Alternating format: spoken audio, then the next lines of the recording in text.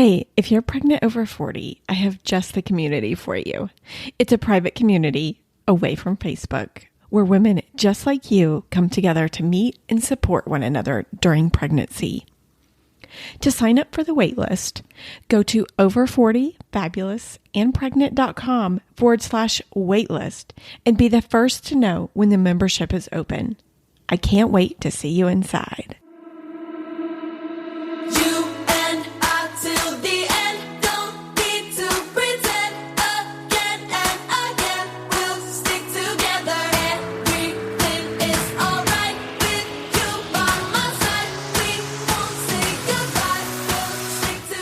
Welcome to Over 40 Fabulous and Pregnant.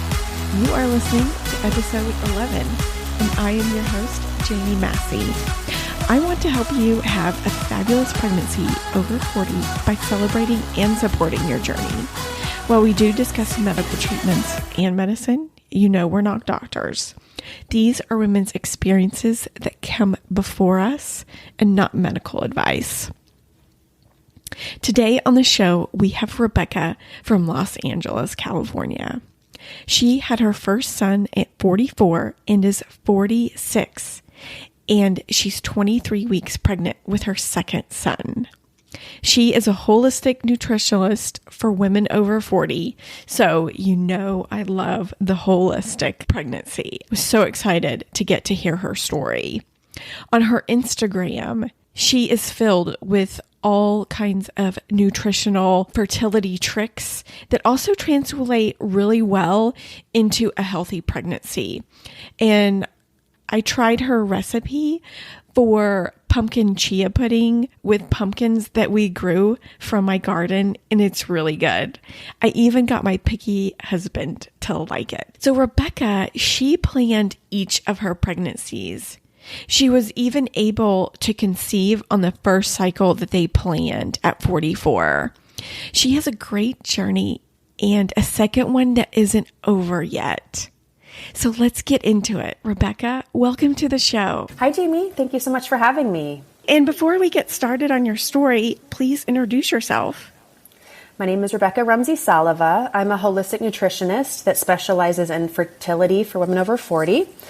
And I live in the Los Angeles area, but I am originally from Oregon. So you're pregnant and you had children in your 40s also. Yes. So I'm 46 years old and I had my first 2 years ago at 44. And I'm currently 23 weeks pregnant with my second. That's great. Congratulations. Thank you.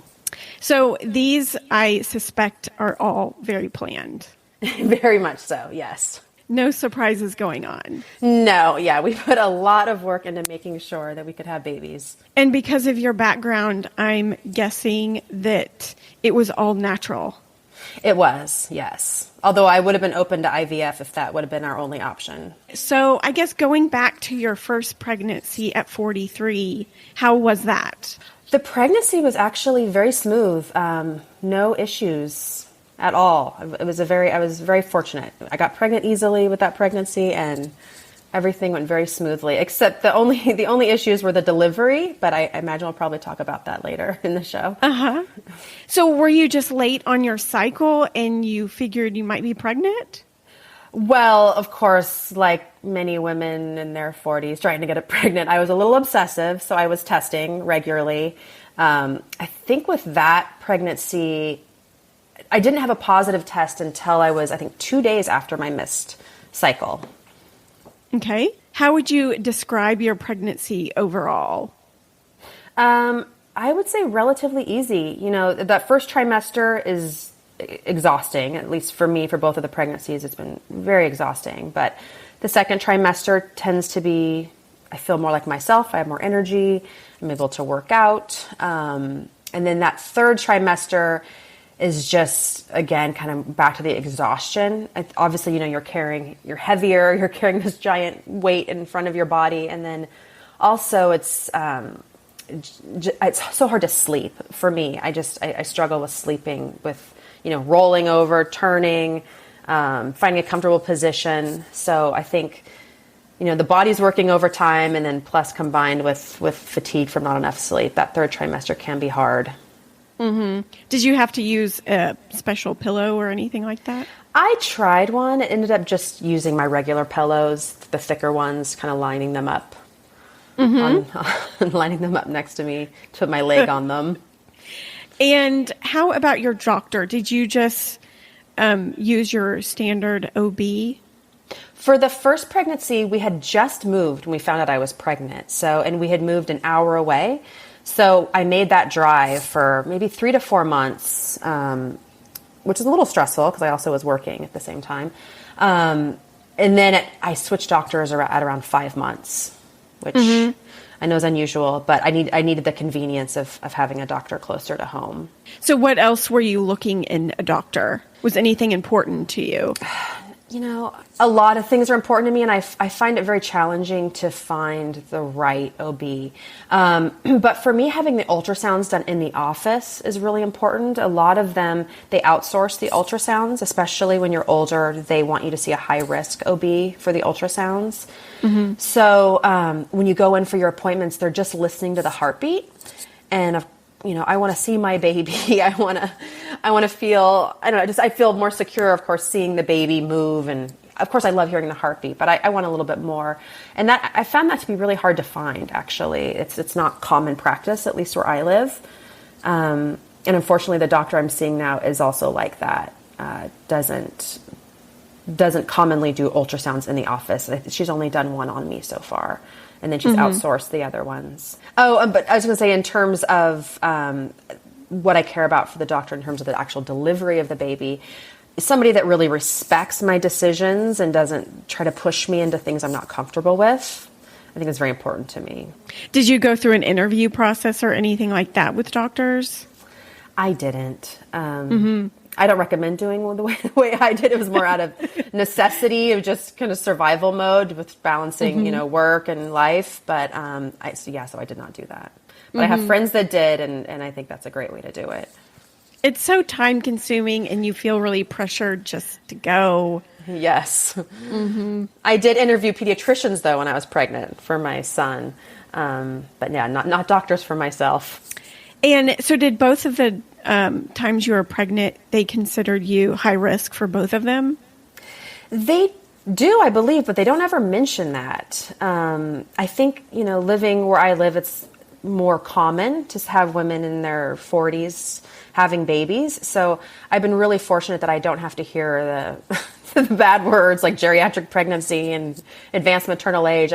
I've never heard them say anything about that or talk about high risk, other than I see this high risk OB that I think, they automatically send you to if you're over a certain age for the ultrasounds. And I don't know what that age cutoff is, but over some age. And did you find out the sex of your babies? I did, yes. I am not someone that can wait, but yeah, so I have two now. I had a boy and I'm having another boy. Oh, yay. Yeah. Are you planning any gender reveals? No, I'm a little more low key. My husband wasn't even anywhere near me when I found out. I just told the doctor to tell me what it is, and then I told my husband over text. So, congratulations, another boy. Yeah, exactly. That's funny. Was there any products during your pregnancy that really helped you? Foam roller. I foam roll every night before bed, and that really helps with the aches and pains. Are you familiar with what a foam roller is? Yeah, for your back?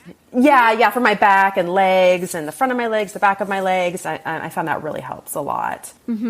Anything else that helped? I'm a nutritionist, so of course I think supplements are really important. So I have, a bunch of supplements that I take in pregnancy that make me feel more secure that I'm giving my baby what it needs. It's kind of like my security blanket, because I don't always eat exactly as I think I should. So it helps me. Did you change your diet? So, not intentionally. I mean, I didn't go into pregnancy thinking I should eat less healthy, but ultimately that's kind of what happens. Because I have a lot of food aversions, and it's interesting. With my first pregnancy, I was ravenous. I ate all the time. With this pregnancy, I actually don't have much of an appetite, which for me is unheard of. I'm somebody that's always hungry. But I have to force myself to eat. I forget to eat. And then all I want is something kind of starchy. So I'm not someone that typically eats bread, but I do eat a lot of Ezekiel bread in pregnancy. And then I try to make sure I get at least one meal a day that's very nourishing. So, vegetables, salmon, eggs, something that's going to give me all the good fats and some protein and some veggies. And then I just kind of take it easy on myself beyond that. Like, as long as I get in that one super nourishing meal and maybe like a smoothie, then I'll let myself just have my piece of bread and butter and that be it. So how did you prepare for birth for your first pregnancy? So I hired a doula. It was at the height of COVID lockdown, so everything was shut down. But I was very lucky to find this wonderful woman that came to our home, and she gave us a couple classes, a childbirthing class and then an infant care class. And then I also did online a breastfeeding class. But I feel that having her was just so valuable to me. She was able to answer all my questions, and I had a million, of course. So yeah, for me, it was really about having a doula, having that extra support person. The more I learn about them, the more I just feel like I have to have one. Yeah. And for my second, I'm having one as well. Even though I've been through this, I know what it entails. I still feel that you just can't have too much support. Definitely. Where do you find the most helpful, like during birth or postpartum? So with my first, it was everything. It was before the birth, during the birth, after the birth. With this one, I don't feel I need as much support before delivery, but we're definitely in the room because so many things happen. It feels like birth plans never go as planned. So having that extra person there that knows your wishes and is there to just care for you and make sure that you're taken care of the way that you want to be taken care of is incredible. And of course, also my husband's in the room, who's also very helpful, but he's not a trained doula. And then for my first, after the birth, I had so many questions and that she was able to help me with. I do feel like I've probably forgotten a lot. I don't know, maybe it will all come back to me, but I'm sure I'll have lots of questions again with the second. Are you using the same one? No, the one I used before she's booked. So I'm using somebody else that seems wonderful. Bummer. I know. So take us back to the day you gave birth. Hell. I shouldn't say that to pregnant women. But it didn't start that way though, right? No. I didn't want to be induced, and I don't know how it is, if it's like this all over the world and all over the United States, but where I live, if you're over 40, they don't let you go past 39 weeks. So you're induced with Pitocin or something similar. And I wanted to avoid that. I'm a holistic nutritionist. I try to be holistic in my life. So I was doing acupuncture to try to facilitate the process. I had your membranes being swept. I did all those things, and my water actually did break the day before I was supposed to be induced, but they still put me on the Pitocin because things weren't progressing fast enough. Mm. So, I'm sorry, did you want to hear the whole birth story now? Or? Yeah, go for it. Okay. So the whole process was about 2 days long. And I had an epidural. I had one epidural that did not take, so they did a second epidural, which also did not take. And I was in a lot of pain, so they gave me all kinds of medications, and they ultimately just made me very sick, so I just kind of vomited nonstop for 24 hours. And the baby was stuck for a long time. I was pushing for about 5 hours, and he was just stuck in my hips. So they we're not just going to be able to do a C-section easily because the epidurals didn't take. They were going to have to put me under, which I guess is high risk for the baby, given that I was already on so many medications. They don't want to, they try to avoid that because then when the baby comes, they don't know if the baby's, not responsive because of all the medications or if there's something wrong with the baby. So they were really trying to avoid the C-section. Ultimately, the vacuum worked on the last try before they were going to have to do a C-section. So he came with the help of a vacuum, and I cried, not tears of joy, but tears of, oh my God, I can't believe I just went through that. Which of course in hindsight, it makes me sad that I wasn't able to appreciate that moment. But it was, it was hard. So I did have some trauma after that birth and really like just some PTSD. So I'm very hopeful this next birth will be more smooth. They say that it typically is. And of course it's worth it, and that's why I'm doing it again. So, but it wasn't my favorite day, although the result was definitely my favorite result I've had so far in this life. Mm. So what do you think caused your water to break? Do you think it was something that you were doing? I was sleeping, actually, so no. I mean, oh, you mean, yeah, I think hopefully the membrane sweeping and the acupuncture helped, potentially. Because I don't think, just intuitively, I feel like he wasn't ready to come out. He was fighting to come out. So I think if I had done nothing, my guess is I would have gone over my due date. But of course, that wasn't an option. But that's my instinct. Interesting. Do you do acupuncture regularly? I love it. I do love acupuncture too. For me, it's more of a time. I just don't have the time right now in my schedule. But I used to. Before, when I was trying to conceive with my first, I did 6 months of preparing my body. And that was part of my weekly routine, was acupuncture. It's amazing. It's the most relaxing experience. It's incredible. How else did you prepare your body? Oh my goodness. Well, I did a lot of things. I started with my home. So, doing a home detox. So, in our homes, homes are typically a chemical soup. So removing some of the biggest offenders, the cookware, changing out our cookware, making sure that we weren't using much plastic, especially for storing food, getting air filters. We got 3 different air filters.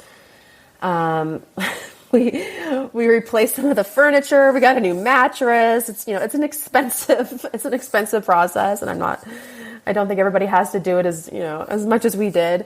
But I was in my mid 40s and wanted multiple kids, so I went all in. And then beyond that, I changed my supplements. I did tons of research on supplements and what helps. So I started taking a ton of supplements. Changed my diet. I started including more fats, and actually cholesterol is a building block for hormones, so healthy sources of cholesterol, removed dairy, removed sugar. I was very strict. I was not nearly as strict with the second pregnancy, but that first one, I really went all in. I reduced my exercise. Used to be a personal trainer for about 15 years, so exercise is a very important part of my life. But I also know that when you do too much, it's hard on the body, and there needs to be a balance. So I drastically reduced my exercise. And I was actually able to conceive that first month of trying with the first pregnancy, which was incredible. We weren't so lucky the second, but so I think it all worked. At least it helped. It didn't hurt. How long have you been trying with the second one? So with the second one, we were trying for almost a year before we decided to have my husband's semen analyzed. And then we learned that he actually had some issues that needed to be resolved. So once we took care of that, I was able to conceive. Was it resolved with drugs or? No. So basically he has issues with let's see if I can remember this correctly. It's his motility, and it was his, the morphology. So the shape of the sperm and how it moves. So I used a menstrual cup, and that helped us get pregnant. So after having sex, I put it in a menstrual cup and left it in there for maybe 10 hours. Oh, interesting. And it just helped the sperm get where it needs to go. Gave it a better fighting chance. Well, what a simple and natural solution. Yeah, it was like a home IUD kind of, in a sense. So how is your pregnancies different this time around? I think the biggest difference is I'm just so much more exhausted in the second pregnancy because I'm taking care of a toddler, a very demanding, crazy toddler. So that, with my first pregnancy, if I wasn't working and I was exhausted, I could sleep. Now, it's if I'm not working and I'm exhausted, I'm taking care of my son.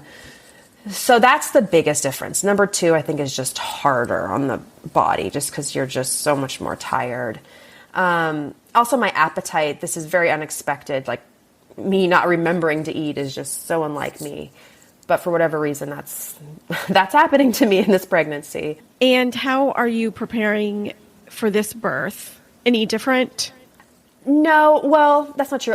So I have the doula. We haven't met yet, but I want to talk to her about my options because given my history of what happened last time, my body obviously does not react well to medications. So I'm looking into more natural methods. I have heard that Pitocin makes the whole experience infinitely more painful, so that it's very challenging to not be on medication if you have to take Pitocin. So I don't know. I need to learn more about that. So I'm hoping that she can guide me there. I know she has a lot of experience with medications. So I haven't yet dug into all the research on that and don't have all the information, but my goal is to have it be much more natural than the first one. I can definitely see that. Yeah, because it didn't help me. It just ended up prolonging the recovery process, I think. So your goals of this next birth are probably more natural, less medication. Yes. And having that support person remind me of that when I'm in the moment, because I can imagine being in pain and screaming for more medicine. But having her to remind me of what my desires are. So did you do anything with the placenta? Was any of that for your first birth important to you? Yes, very much so. I had my placenta desiccated, so I did take it as a supplement. And I think that did help. I ran out of it kind of abruptly. I didn't realize I was almost at the end of it.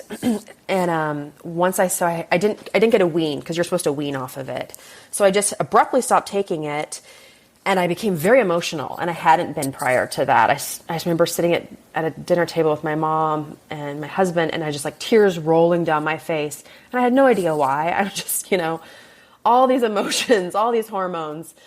So I'm definitely going to do that again because I think it was helpful. And of course, this time I will be more mindful of how much I have left and making sure that I'm able to wean properly so I don't have that drastic drop in hormones. Did you find any research as to why that happened? I think it's just a drop in the hormones because the placenta you're taking hormones, and then I just abruptly stop them rather than gently going off of them. Oh, interesting. Yeah, I think it's powerful stuff. Yeah. What else about your first birth was important to you? Was skin to skin important to you or? Yes, absolutely. Yeah, skin to skin, the delayed cord clamping. I'm trying to remember what else. I haven't yet done my birth plan for this pregnancy, so it's not at the top of my head, but definitely the skin to skin and the delayed cord clamping were the most important. Mm-hmm. Was the doctor okay with that? Yeah, I felt very grateful in that was almost their default. So I didn't actually have to say anything about the delayed cord clamping. That just seems to be the practice now at this hospital. And they immediately gave me the baby, put him on my chest. So they didn't clean him or, any of those things. So that seems to be how they handle births. Oh, good. I haven't gotten that far with my doctor. So that'll be interesting because that's important to me also.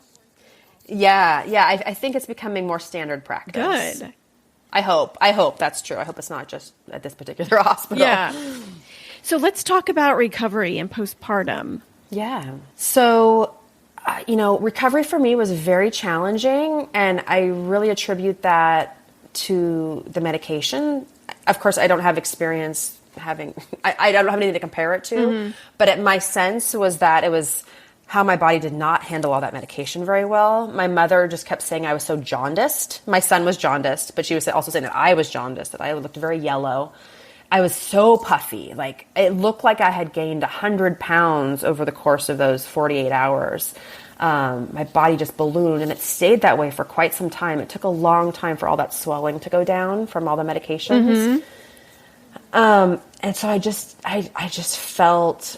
Oh, God, I felt like a shell of a human. It was so hard. I'm so grateful I had support. My mom came and stayed with us to help, and my husband took a month off of work.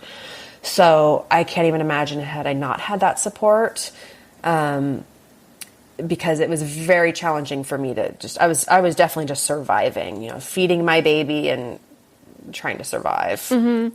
And what was the doctor's reaction to all the swelling?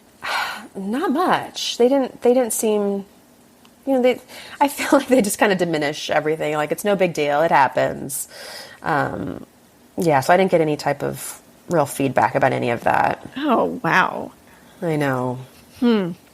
Okay, well, how was breastfeeding? Breastfeeding was actually fine, except for the very painful nipples. I ended up having a lactation consultant come to the home, which was so helpful. So she helped me find a way to make it less painful. Yeah, I highly recommend a lactation consultant if you have any issues, because she was able to resolve them within, a 30-minute visit. It was totally game-changing. Mm-hmm. So it was just basically painful. He was getting the right milk supply. It was just painful. Yeah.